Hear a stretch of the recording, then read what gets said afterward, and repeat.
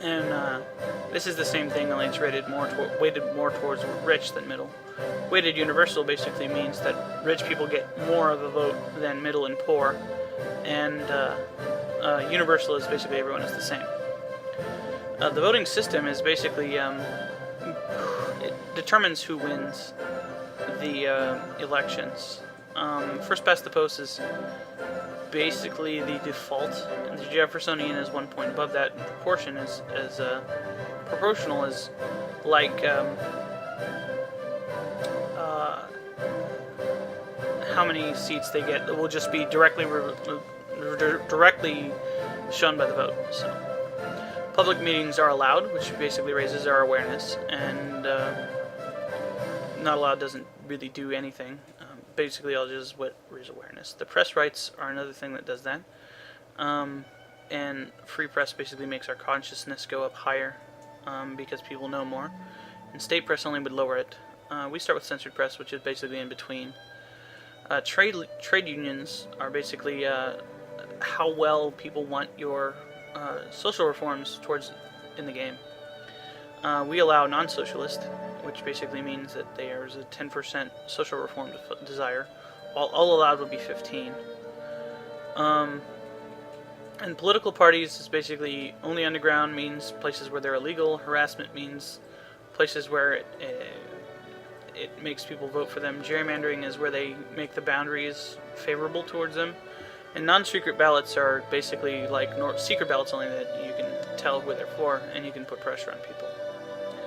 The decisions are slightly different, and like this one we don't even qualify for because the U.S. doesn't exist and we don't own Caribou.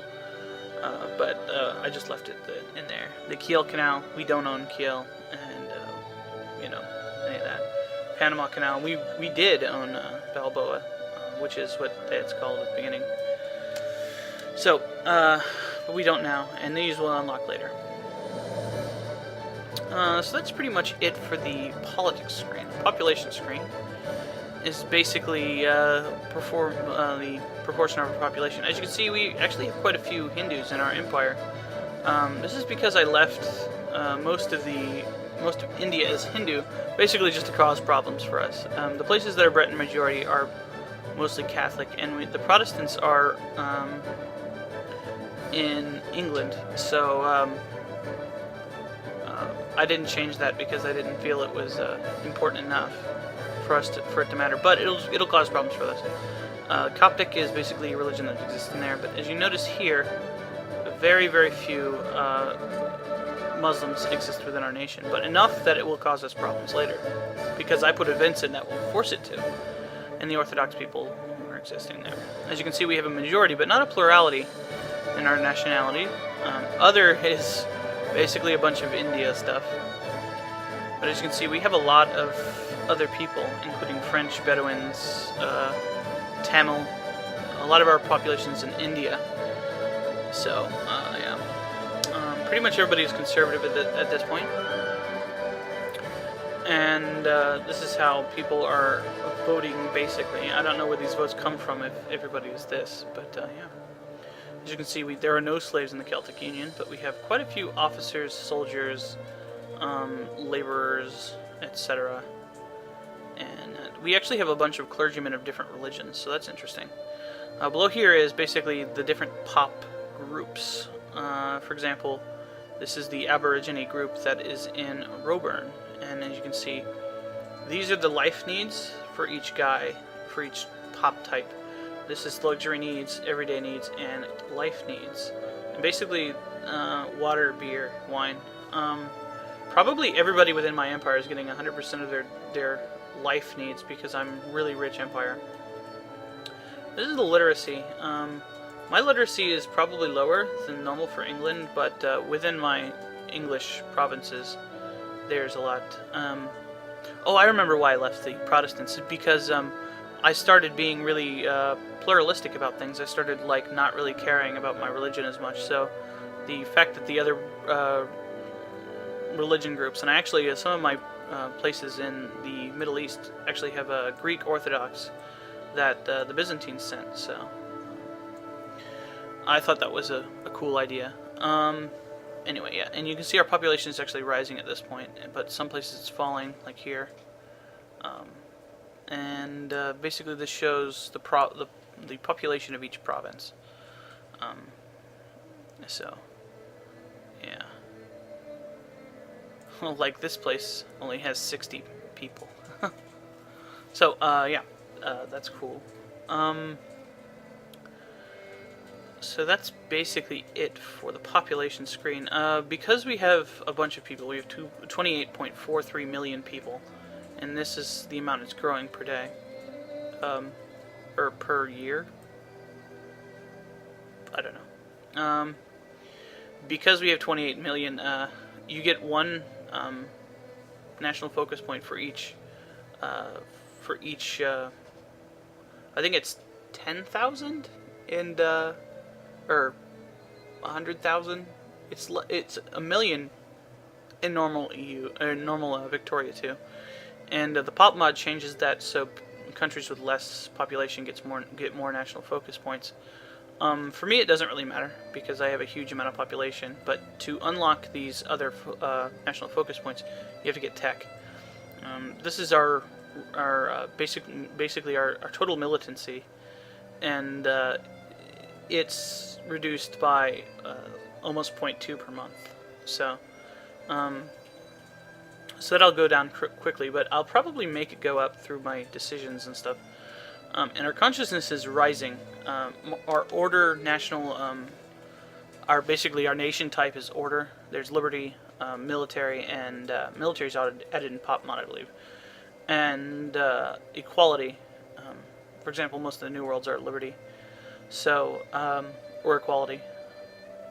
But we start with order, which lowers our consciousness. But I activated rights of man, which basically negates that fivefold, and our plurality is raising our consciousness, and our literacy is raising our consciousness. Literacy is good because it raises your tech rate, so consciousness will naturally go up within the well-to-do industrialized societies, pretty much.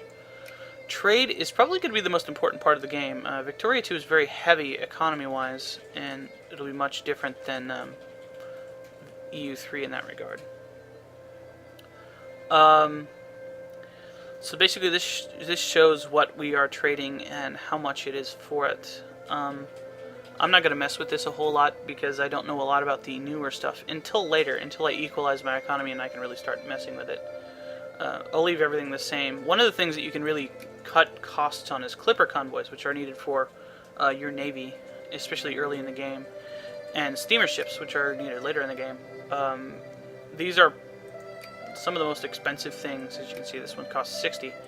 This one costs 27, compared to, like, you know, wheat, which is like 1. And luxury clothes will only be bought by people who can afford them anyway. Like artillery is 12. So, yeah.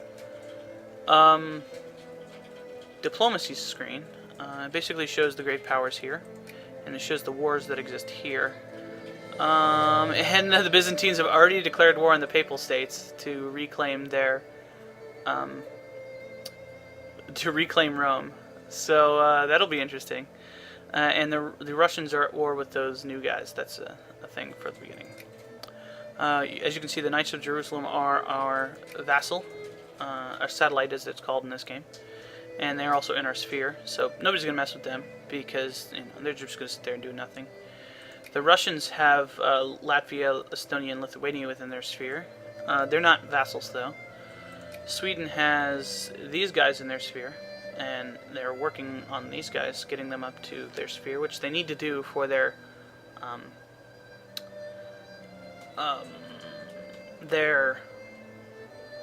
union thing that they need to do. Now, Gotland I made a custom country for. They're right here. Because they were our bros, and they deserved it for surviving the entire game. So that was cool. So I made them a custom country who, basically will join Sweden when they come about. Most of these things, Norway and Finland, I put in their sphere because they were actually vassals, and vassals kind of screw with the union thing, so I negated the vassalization and just put them in their sphere. Nobody else really starts with any spheres because I didn't want to go through and look at all of the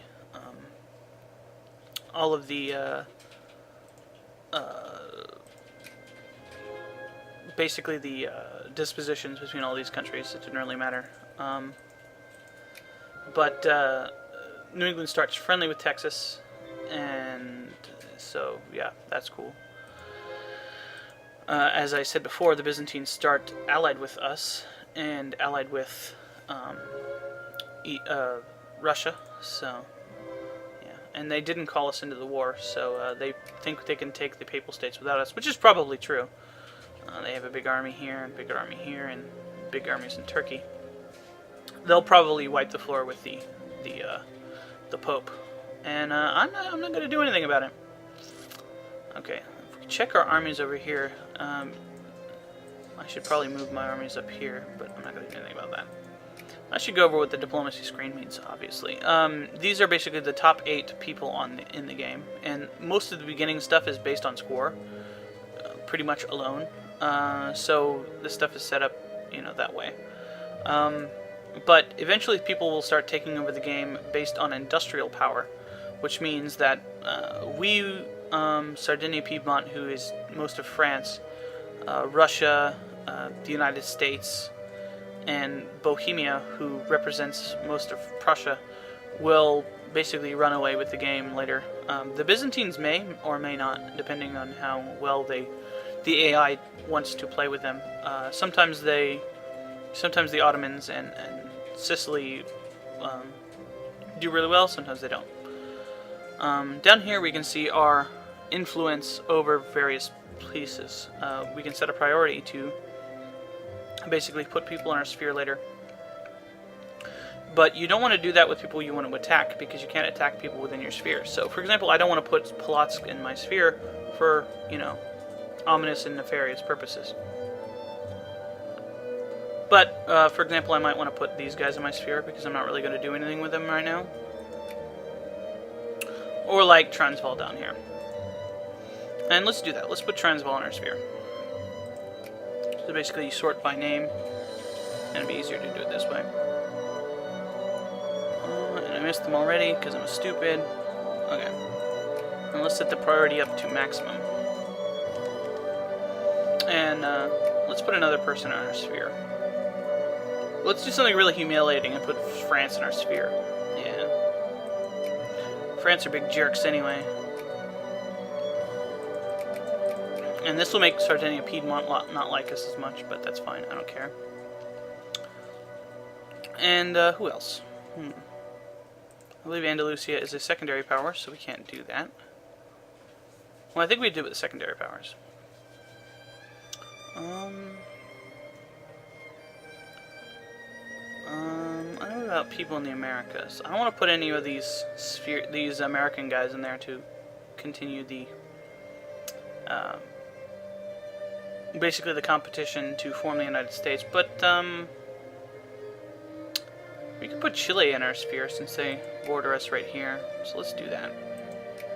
These guys will probably become either a secondary power or a great power really quickly because they're really powerful for a South American country. So let's put them in our sphere too. Or at least start to. Okay. And you can see we have 5 diplomacy points here. And these are based on how much you get. The base gain is 3. We gain 6 because the great power 100% bonus. So let's start raising our relations with people. Most of the people that you want to raise your relations with are either people who have a strategic, have some strategic purpose near you, or are great powers that you want to get your relations up with. So we start with 200 with the Byzantines, and I think, yeah, a little under 100 with the Russians. So let's increase our relation with Russia.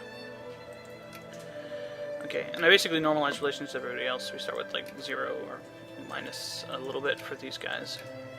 And we start with 50 with them. I should have made us start with like minus 200 for Sweden, but I didn't. We start with minus a lot for them. So let's actually raise our relations with Sweden because they're up there.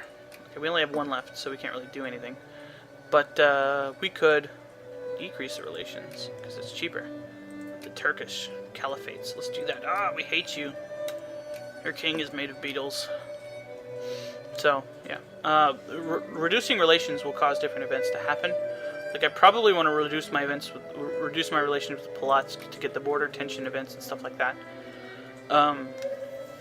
Or whatever. So, what else can we do with diplomacy? Right here, this is our sphere of influence thing that pops up when we can actually do something with our sphere. And I should probably go over what these do. Or this screen here.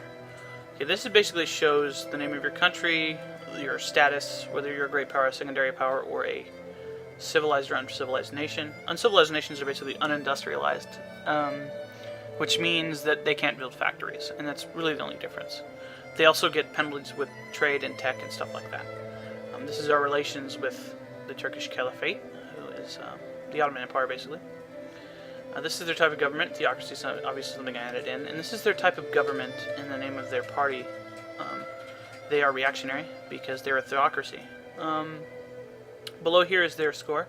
Their prestige makes them number 8 in score, which basically makes them number 8 in the world. That may change as soon as the game starts. Their industry score is 0 because they don't have any factories, but they're 19 because a lot of people have 0.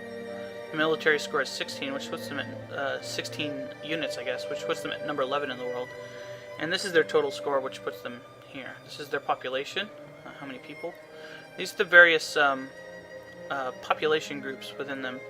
Their majority population is Turkish, or at least their main group. Now, interestingly enough, Turkish is something that I added to a lot of their places, but these don't really add into anything. So they're going to get a lot of revolts for basically being in a place they shouldn't be. But they'll probably be fine because everyone around them is basically uncivilized. So they might get really strong and conquer all of China, and that would be interesting. Below here is their relations with various things, and this basically relates to spheres. Cordial and friendly are various things on the way to sphere. You start off as neutral, like here, opinion is neutral. Dash means you don't have any opinion, or they're a, or actually you can have less than that. Dash means that they are a great power, and you can't influence them. Neutral is basically the default level. Friendly is about one above that. And then sphere is they're in your sphere, and then other people have to do various things to get them out, which are used down here. Form alliance basically tries to form an alliance with the group, and it's based on how many allies you already have, and your relative power towards them, and their disposition towards you. Sometimes, after a certain point, they will just not ally with you. Like, this is probably impossible, for example. Call ally basically means when you go to a war, if you don't call them right away, you can call them to arms later, which is very useful if you start losing for some reason. You can ask for military access and give military access. This is exactly the same as in EU3. But it's slightly more difficult to get this with people because they kind of realize how powerful it is in this. Increased relations will increase your relations with them, which will affect various events and basically mean that diplomacy is easier with the amount of stuff you have, and become harder when you decrease relations. War subsidies basically means while they're at war, you can give them money so that they continue fighting war. This is actually quite useful if you're really rich and you want somebody to keep fighting and they can't necessarily afford it. Declare war declares war. There are various different types of casus belli in this game compared to the other one, and it basically depends on what kind of government you have, based on which kind of government they have, and what kind of interactions you've had with the country. Basically, the casus belli is reduce the amount of infamy it costs to actually declare war. You don't get the infamy straight up. You get the infamy straight up when you declare war on them, kind of like Crusader Kings. You get some, and then you get more later when you actually seal the deal. You can discredit another great power, which relates to this, which reduces their influence with the country, which is this number here, not this number. This stuff here. This is basically how much influence people have on different things. So we can check by how many people are with Russia, and you can see they have full relations with them. So, yeah.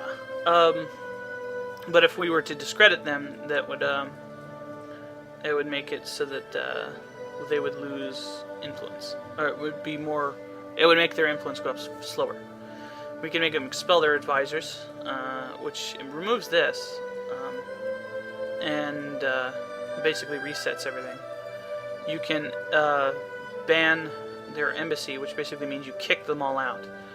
You kick everybody's, like if, an example, I was able to influence these guys, and I could ban embassy, that would kick all of Russia's guys out, and they would lose everything, basically.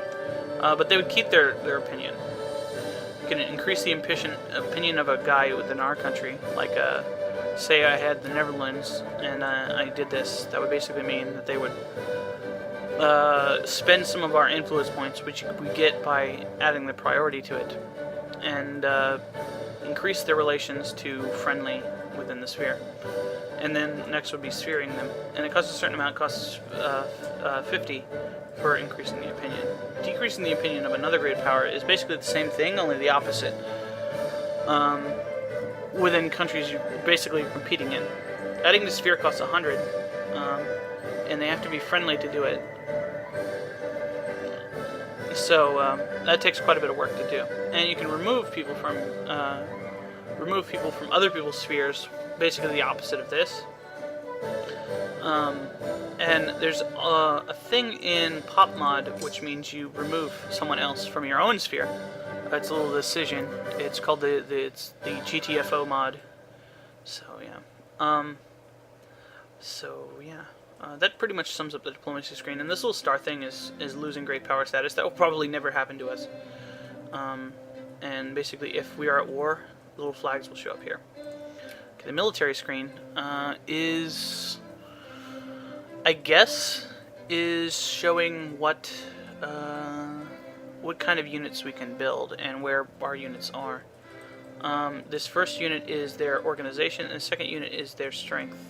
Organization will go up based on your supplies and basically how much time you have. Basically, think of it like morale in EU3, although it's not exactly the same. And then this strength is basically how many guys are left in it. We have a lot of guys because England starts with a lot of guys, and we have a lot of navies. We probably don't need this many navies. I'll probably consolidate them and take some of them away. I probably need about 100 ships, and I probably have about 200.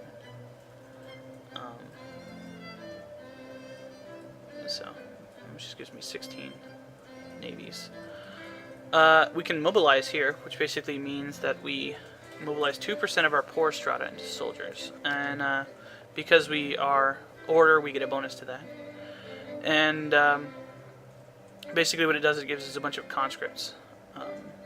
And we will get 49 brigades, and it will basically mean that we get a penalty to our production because we're taking troops out of the fields and factories. Over here is our leaders, and we don't really have any leaders because we don't really have any much in our leadership score, which basically is based on how many units you have. We'll get more as the game progresses. And then you can build armies here, and navies and the other thing. So let's look at what we can build. We can build regulars, which are basically just like basic standard infantry. Irregulars, which are like, you can't build anything but, in Pop Mod at least, you can't build anything but your accepted culture guys as regulars. And then irregulars are like shitty musket guys, and you can build those with the other ones. But you can build your other types, and horse artillery is a new type of unit in the Pop Mod, and they basically move faster. So, and then artillery here. Basically, you can build a lot of different types of units in some other groups. Like you can build cavalry and irregulars and horse artillery in non-accepted cultures, or hussars you can, but you can't build cuirassiers or dragoons. Guards, for example, require them to be your main or accepted cultures as well. Guards basically obsolete regulars, and then engineers. I think engineers can be built of any of them. So, okay. And this is based on your manpower. You can only build a certain number of units within that. I'm not going to build any units right now because I don't really need that many guys, and I start with a shit ton of them. But I will start building them as my economy stabilizes. Plus, I'm waiting for basically the resources to become available. I get first pick on resources because I'm number 1, but that's a big problem for people who aren't. So yeah, Navy here is basically the same thing. Only it's not based on manpower, and I can actually build commerce raiders and steam transports because I start with steam power. Steam transports are faster than clippers, but they're more expensive, and yeah. That's basically the disadvantage, that they're more expensive. They take longer to build because it requires more resources. Man of War is basically like the end result combat ships in EU3. Frigates are like the smaller light ships. The commerce raiders are like light ships for steam ships. Like I can't build iron steamers yet or any of this crap. So obviously I'm not going to build any ships because I am pretty confident that I have enough navy. Right here is this is our button. It's basically like our flag in the other games. It brings up different stuff. This is our prestige and our industrial power and our military power, and this is the button that is usually up here in Paradox games, but this pauses and unpauses the game and shows our country and shows the date. Over here is basically our little quick view thing that shows our armies and our navies and what things are being built and what is being built in our provinces. You can turn to various things on like combat view, naval combat, occupation, building construction, etc. And the influence view. This is obviously useful sometimes, but I very rarely turn it on unless I'm playing as normal England in the game, because important things will pop up or will be shown here. I think I'm actually going to leave it be for now. Just have this be an introduction. If there's any questions, just let me know. And if there's anything glaring that you can see that needs to be rectified before I start the game, let me know. I'm going to let it run until the end of the month, just to show what kind of things happen. So, we're going to let it start going. And we got oh, Austria-Hungary has formed already. Usually that doesn't happen until later in the game, but it must be because they're weaker. They're offering on us an alliance. I'm not sure that's a good idea, because they might come into conflict with the Byzantines. So I'm going to decline. Another cool thing in this game is that you can zoom out to be like this map, which is cool. Public list companies. I think this is a pop mod thing, and it basically has various modifications to the stuff. With the introduction of stock and bond markets to your nation, a wild frenzy of stock trading has begun. Your economy prospers, and we get the bull market, and it reduces our loan interest and increases the life needs of basically everybody. But it makes our efficiency go up with our factory throughput and our RGO output. RGO is basically our resource gathering operations, and that's the only option we have. So I like running the game when I'm not really micromanaging anything from this screen because it makes it go faster. And this is some kind of Muslim nation. Oh, Azerbaijan, go to hell.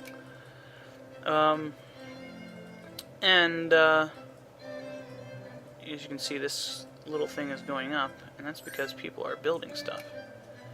And the California Republic wants an alliance. We will do this because we boarded them over there. And basically people are building railroads, which is cool. We got a lot of unemployed craftsmen because there's not any factories down here. And I don't know why we can't build factories there yet, but whatever. I don't know. So what's with this? I'm gonna raise my tariffs a bit to like 30%. Yeah, 30% should be pretty good.